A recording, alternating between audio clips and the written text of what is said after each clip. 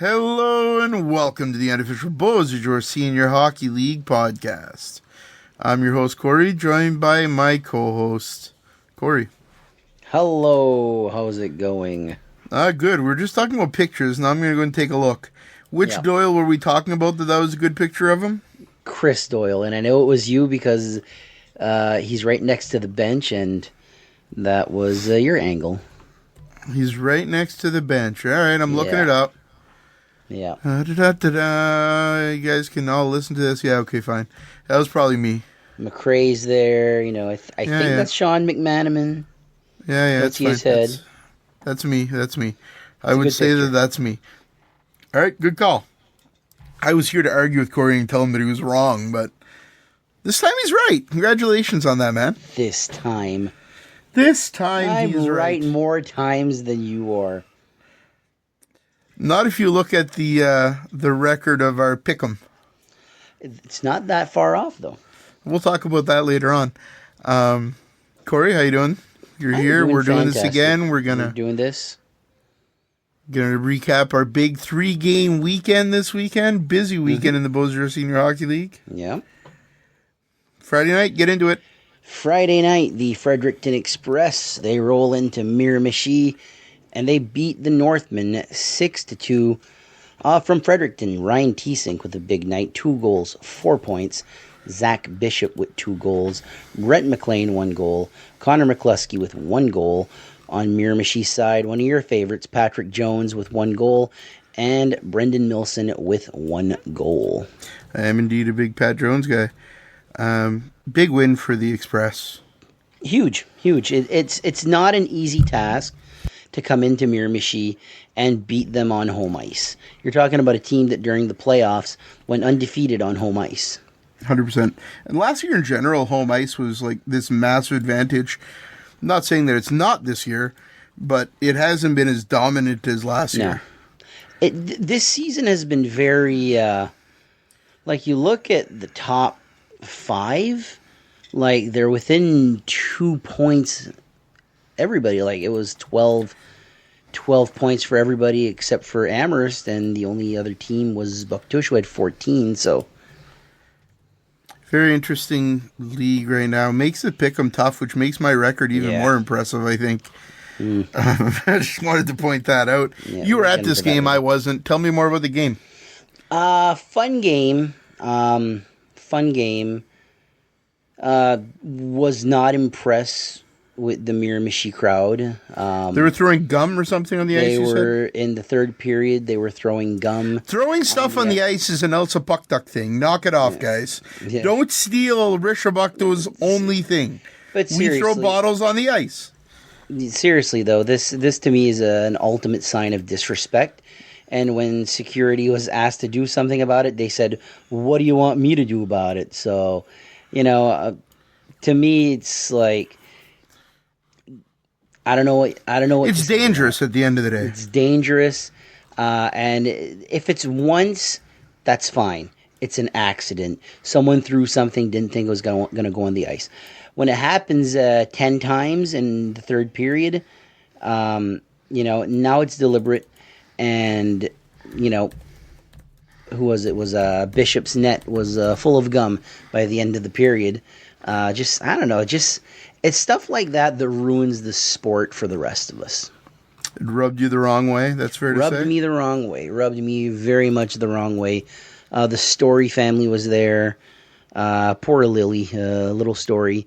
She got doused with beer by drunk fans. It's just one of those things that's just like, we're all here for the love of hockey. Can we just not do Why stuff can't like that? we be friends? Oh boy, Corey singing, don't quit your day job. Come on now, I'm a beautiful fucking singer.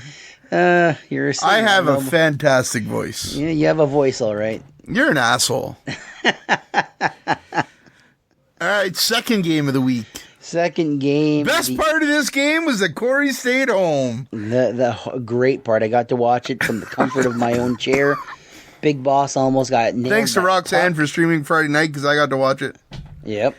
I did almost get it by a puck. Fuck. Roxanne, Maureen, and Corey Kavanagh, but he ended up not streaming because he had issues with his connection, and he had some vulgar fans around him, so he chose not to stream. But he was having some issues with his connection as well. Yeah. Corey's a great guy. Great good name, good guy. Yep. Game on Saturday, the Amherst Ducks, they beat the Bucktouche JCs 5-4 in overtime, which what I feel is the game of the week. Rob Van Weinsberg, 2 goals, 3 points. Matt McRae, 3 goals. He got the hat trick that night. Julian Hebert from Bucktouche. My God, you're going to fire me, aren't you? Julian Hebert, 2 goals. Logan Timmins, 2 goals. It's one of those games that, Amherst finally got a win.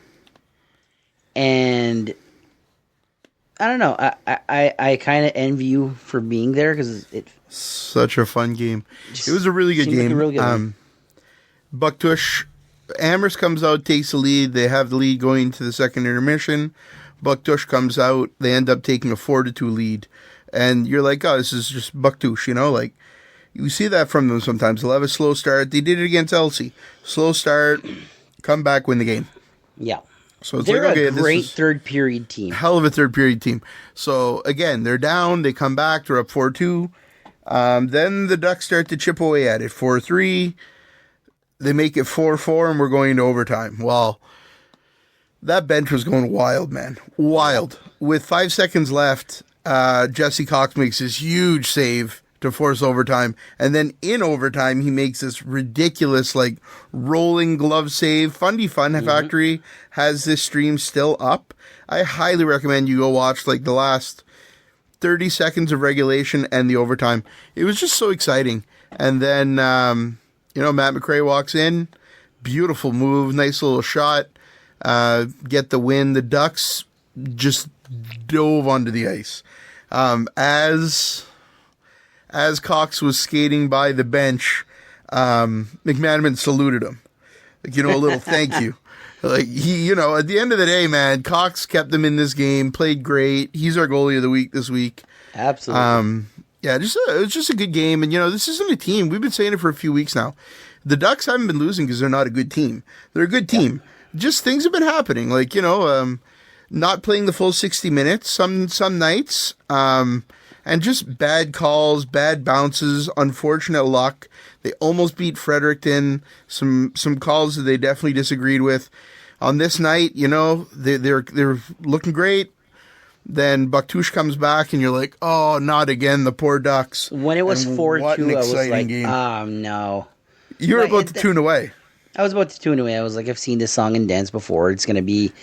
And Bucktouche is such a dominating team that would I have been surprised if they would have pumped the net another 5 or 6 times? No, that's Bucktouche. That's Bucktouche hockey right there.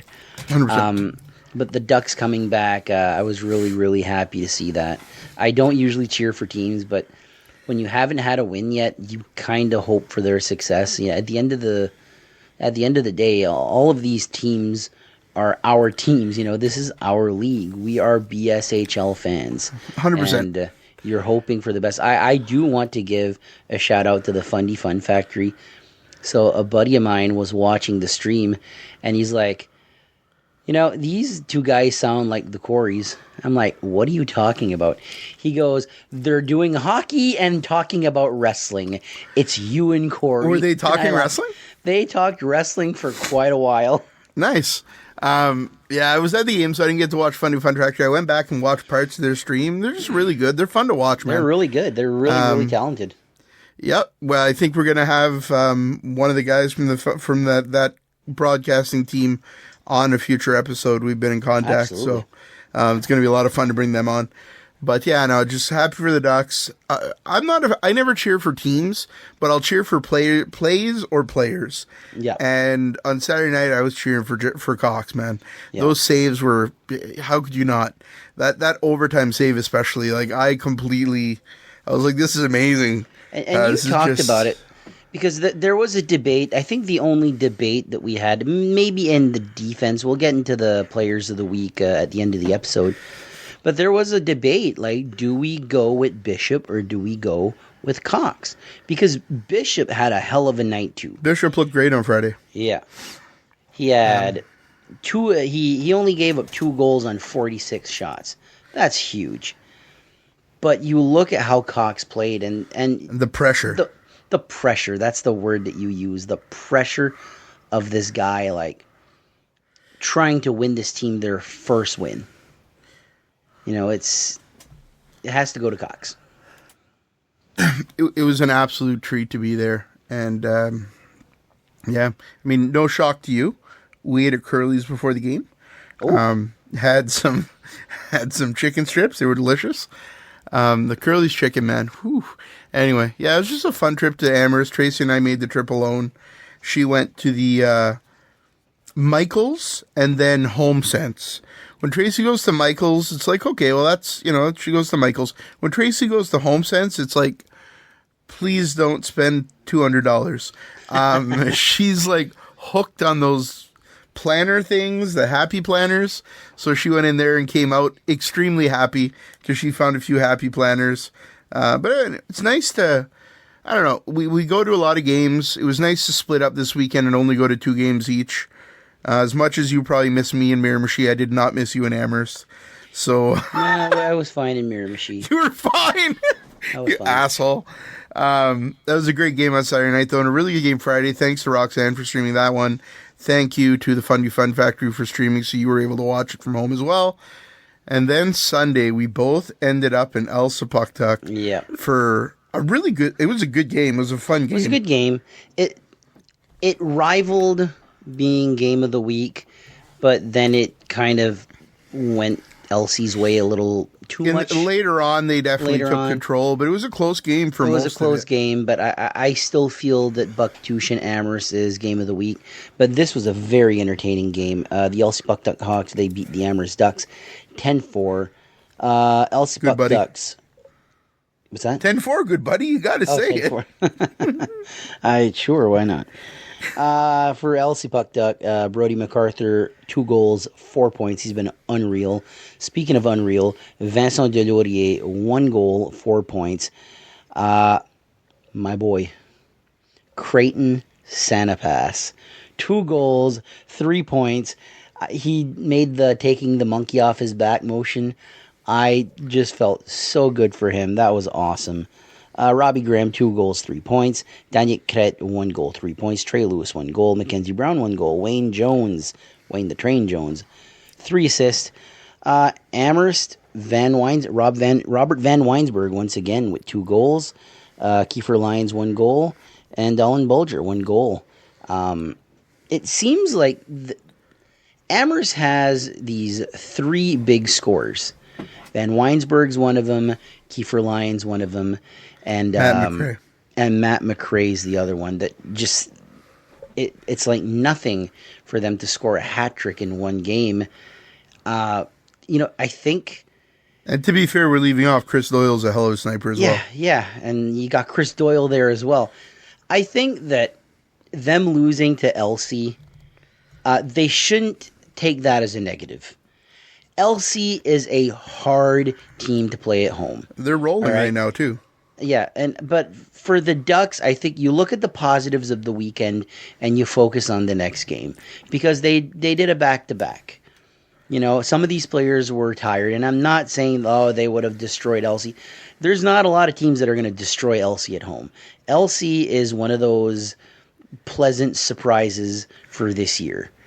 It's unreal. Like we were talking earlier where it's very like when you look at Elsie on paper, they should be a good team. Granted, they have a lot of talent, but they're so damn good. In my opinion, the only power play in the league that's better than the Elsie Buckduck power play is Dalhousie, and that's been borderline the same power play for 3 years now. So those guys know where each other's going to be. They've subbed out Mockler and put in Eric Fye. But for the most part, it's a very similar power play. A lot of these guys have chemistry. The Hawks have some new faces on that power play. And yesterday watching Danik Kret pinch in a little bit on the power play was like the perfect time to pinch in and skate up. And they just knew he was going to do it at that moment. Like, it's just a very impressive, fluid power play. They've definitely got some set plays, you see, but they've also just got this ability to find open ice somewhere and have somebody find them. It's really impressive. I don't want to say overachieving, but the Hawks are definitely a lot better than I expected them to be. And also, the Hawks are really fun to watch. Yeah, they're very fun. I got 2 points to make. One, last night I think... No, you're not the best. Okay, fuck. You're the breast. Oh, I'll take that. You're nothing but a tit. My first point is, you counted the heads yesterday, and you counted 19 skaters. There's 19 skaters for the Hawks. So they've fixed that problem, and it's young talent, it's depth. The other numbers, I believe that you said that only 2, maybe 3 players didn't have a point yesterday. When your depth players are getting on the score sheet, that's a scary thing for other teams. Creighton Santa had a grand total of 0 points in the regular season and a grand total of 0 points in the playoffs. He has 3 points in one game. 2 of them are goals. If that continues, that's a scary thing, my friend. Definitely probably the best game I've seen Creighton play, man. He looked motivated out there. Unreal. And the main thing with the Hawks, and I mentioned this to you before, 2 years ago, the team that looked like they were having the most fun out there were the Dalhousie Marauders. Last year, the team that looked like they were having the most fun, especially in the playoffs, were the Miramichi Northmen. Yep. This year, the team that looks like they're having the most fun right now is the Elspethtuck Hawks. And I think in senior hockey, enjoying yourself makes a big difference. You want to be at the rink, you want to be with the guys, you want to be playing with them. I think that plays a huge role. The other team that's been doing that a lot lately, though, is the Ducks. I think the Ducks really like each other. There's a lot of chemistry there. I've got some interviews that I'm going to be releasing. They're probably out by the time this airs, so get on over to our Facebook to check out our post-game interviews from the weekend. They're enjoying themselves. I will say this. I think my favorite guy on the bench has to be Sean McManaman. Why? Because from where I was taking pictures, this guy is the perfect motivator. Yeah. He's not yelling and screaming. He's like, all right, boys, let's outwork them. We got a PP here. Let's show them. Like, we're not going to lay down and die. All right. And then when a big hit, it's like, oh, finish the hit. Atta boy. You know, and you told me he was a school teacher. He is. Which makes all the sense in the world now. Yeah, he's a great motivator. Sean's an awesome guy, man. I genuinely, there's not very many people in this league that I like to talk to more than Sean McManaman. Yeah. Sometimes I'll just shoot him a message just to check how things are going, talk a little bit about hockey. Guys, like, we're lucky in this league. Like, we're truly blessed that we have so many really good hockey guys. You know, and you think with the Phil Nazaires or Dave Morrison's a really, really good hockey brain who puts together like this incredible team in Miramichi with the bulk of their team being level 2 and 3. A lot of local guys in Miramichi, and it works. Like, he's a great hockey guy. Sean McManaman doesn't get enough credit, man. He works his ass off. He's put together quite the team in Amherst. The only thing they're missing is time and chemistry. It's going to come. I think they're going to be a force in... At the end of the day, all 6 teams make the playoffs.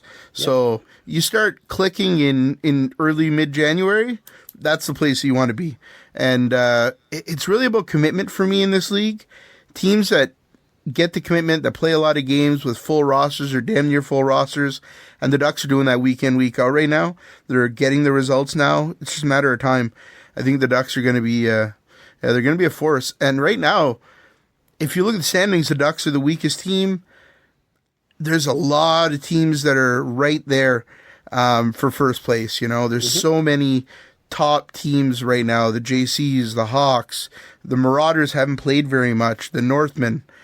And then you've always got the Express, who are probably underperforming a little bit. They look like they came together on Friday, though, and we're clicking. So, I don't know. This is a really fun league this year. It's a very interesting league this year. I'm curious to see what happens in the next 7 weeks as we just finished 7 weeks. So we're nearing the halfway point of the season right now. Yeah. That's all I got, Corey. You're just looking at me with a blank stare. You're like, I am going to just focus off into the nether.